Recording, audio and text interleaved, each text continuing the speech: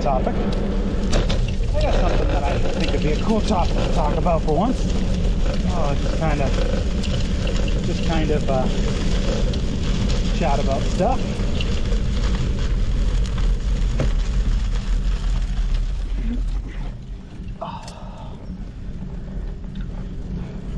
I watch, and we talked about Breaking Bad versus Ozarks. I like really well put together shows like that, but I will also kick back because I have Disney Plus, or had. I still have it. I'll watch pretty much anything if the concept's good. Full Metal Alchemist is an anime, and it's probably one of my favorite shows of all time. It's such a good show. If you've never watched it, highly can't recommend that show enough. So Full Metal, great show. And then I'll also, every once in a while, I'll get steered onto a kid show, or quote unquote kid show. It's an animated TV show. Generally, a lot of them from Cartoon Network or Disney. Adult Swim is really, really hit or miss. You have some shows like South Park, and I always liked Home Movies and Metalocalypse. Anything Brandon Small does, I'm usually on board with. But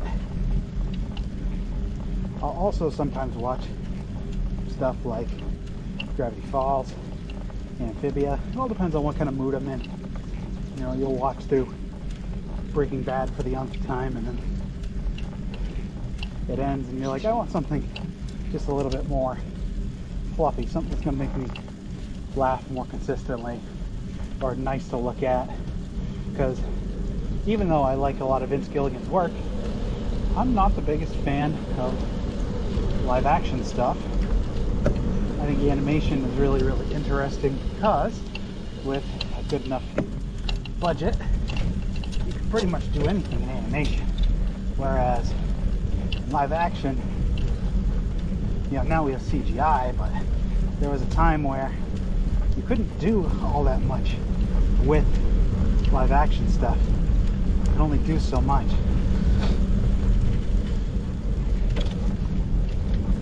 So I've really come to enjoy animation as a medium.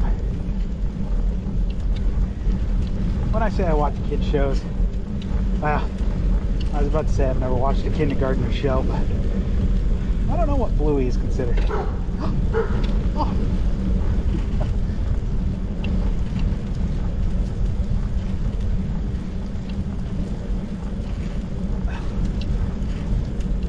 There was a bunch of videos going around on YouTube of YouTubers saying that they've watched through all of Bluey. And actually, I think that's what made me resubscribe to Disney Plus. It's just a cute little fun show. Reminds me of being a kid, but it's actually got some really good characters. It's got really good lessons. It would definitely be a show when I'm a parent. I would show my kids, because it's really, really, it's educational. It's good. And they've portrayed some values that I hold, that I'm surprised people got offended by, and they wanted them rescinded. Like Help. There was one where Bandit feels like he's getting a little fat, and so he starts doing exercises, eating better. And I guess, I can't remember if he went to the doctor, and the doctor originally said he's unhealthy, so he needs to exercise more. Or, because I'm pretty sure the edited version, what they made them do for either American TV or Australian TV, because the show's Australian by nature, but from origin, I believe they made them change it to Bandit went to the doctor, and the doctor told him he was as healthy as a horse. And so it's kind of like promoting, don't work on yourself, don't try to do healthy stuff, just, you know, live your life. Tried to beat the rain today, but didn't quite make it. And big thing is, I think having multiple different media intakes is a good thing. It keeps it so you're not always watching, you know, gritty dramas where people are dying, and you're not always just watching, you know, and I watch all in between. I don't like a lot of sitcom type shows where it's just a lot of mindless dribble.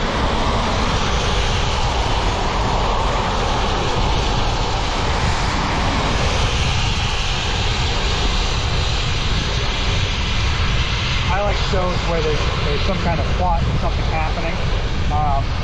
You know, even if you're a fully grown adult, Amphibia, I know premise immediately is probably going to throw some people off, but it's basically a Western isekai. So I think they're supposed to be like 13,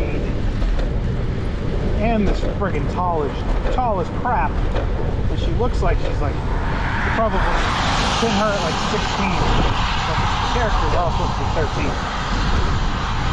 So they find this music box in a department store, and it transports these three friends into a world that is ruled by amphibians. So there's the frog people, there's the toad people, there's the newts, and I can't remember, I think the king's an axolotl, something like that. Bunch of cool reptiles. It's a cool show. It came out a lot better. I mean, there's a lot of dismemberment, which surprised me. Fingers, arms, stuff like that. Just kind of surprises you when it happens. And death. There's a lot of death for what I figured was a preteen show. There are multiple characters where they might not have died, but it looked like they did, just in the way the show presented it. And there's one caveat I'll give that bugged me about that show, was Anne wasn't a bad person. She's a good kid, cared a lot about her parents, but the fact in the end that, one, they had her sacrifice her life, and it was all just a test for her to become God in another reality. Like, whoa, where the hell did this come from? You know, there was no indication that that was going to happen ever.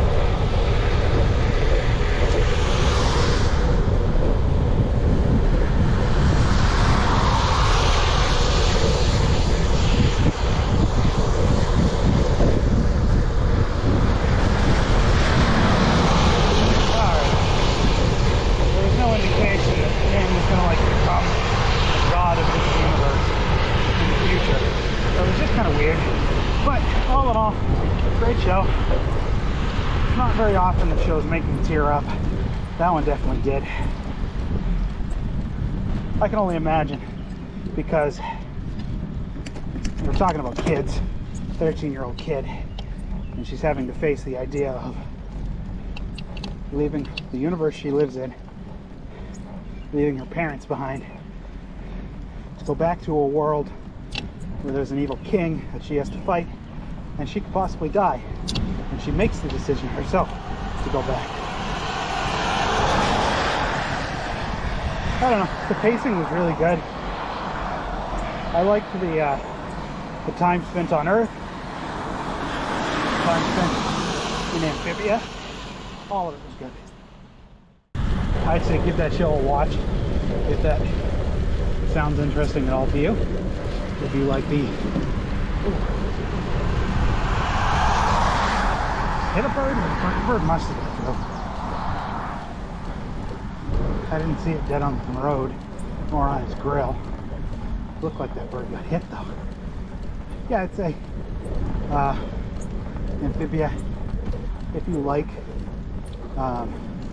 shows like that, the concept sounds interesting to you at all, definitely worth a watch. It's got I can't remember her name. She played Ashley Tipton in The Sweet Life of Zack and Cody, so she's pretty much, it's sounds like she did that role back 10 years ago, and then retired from acting, and then she came back and voiced in Bok Choy. Oh, and that's what I was gonna say. Characters like Anne are really good because she could have just been, you know, I think the creator was probably Thai, but you know, with inclusion, they'll have characters from this nationality and that nationality. But the creator doesn't actually know anything about that nationality, and there's nothing wrong with that. I think it's good to have characters in your own stories that are different races than yourself. But it's nice to see creators that are of that nationality trying to represent what it means to, you know, live in these communities, because I learned a lot about the Thai people just from a TV show like that. That was really funny. And the mother and father, I don't know if they were supposed to be from Thailand, but they both had really heavy accents that sounded like they did. And that's another thing. When it comes to voice acting, a lot of people will get really upset if you don't use someone that is of the right race to voice a character. The way I see it, if you have a voice in your head for what a character sounds like,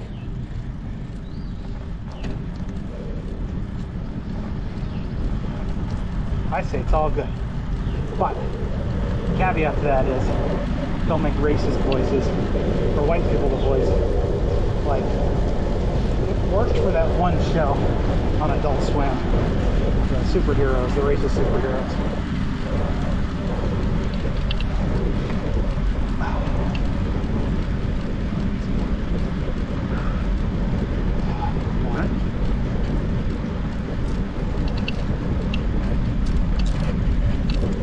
But I like to see voice actors of all different nationalities, denominations, all that kind of stuff.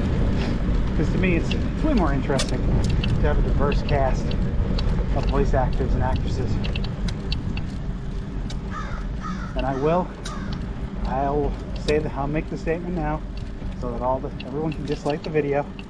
Steven Universe, I liked a lot of their casting choices because they did choose a nice diverse cast of people. I was surprised how many of the main cast, though, were of Asian descent. I think there was three people. I would never have guessed. I mean, obviously, your voice doesn't sound a certain way, but I think it's the girl that voices the woman that voices Pearl, Amethyst, and the one that voices Ruby. All different Asian descents, which was a little surprising to me. And I was like, that's cool. And then of course you have Estelle, which some people really dog on Estelle for her casting in that show, and I can understand. Garnet was a weird character for her to play, just because Garnet was so stoic. She didn't show a ton of emotion, so there wasn't a lot of range that Estelle needed to have. But I still think she did a great job, and she was a good choice because, you know, she's a singer, and Rebecca Sugar loves to write music, and she's actually really talented for it. I don't know if she wrote every single song, but a lot of the songs she wrote did bop. Oh.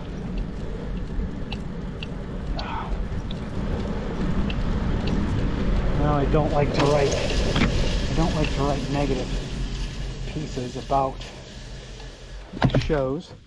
I don't like to speak negatively about a lot of shows, but that might be a video topic at one point. Just getting a picture from Strava. Okay. I don't like to write negative hit type pieces. stuff saying things I hate. Maybe at some point we'll do a video on cartoons from the 2010s. I was a college student for most of those years, so I was watching young adult and Cartoon Network type of stuff at that time. Oh, oh, oh, yeah. 2, 1, 2, 2, 1.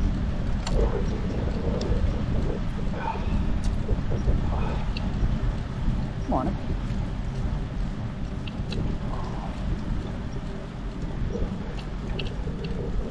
Be good to maybe talk about those at some point.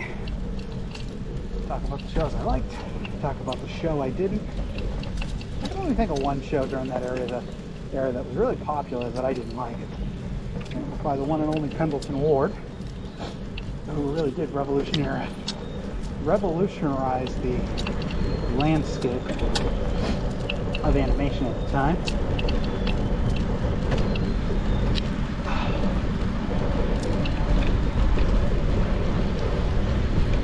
But it's kind of not that good of a banger. Not in my opinion. I wasn't a huge fan. A lot of people love it. I'm not saying I think it's a bad show. I think it's a show that doesn't vibe with my taste. But that is what it is. Go out and watch Amphibia. Go out and watch Gravity Falls. Or even The Amazing World of Gumball if you're looking for more of a sitcom type show. It's actually good and actually funny. Even to adults. There's a lot of adult humor in Gumball. Definitely check it out. And we can chat again very, very soon. Thank you all for listening and watching. Leave a like, comment, subscribe. And we'll talk very, very soon. See you. Alright. One final hill.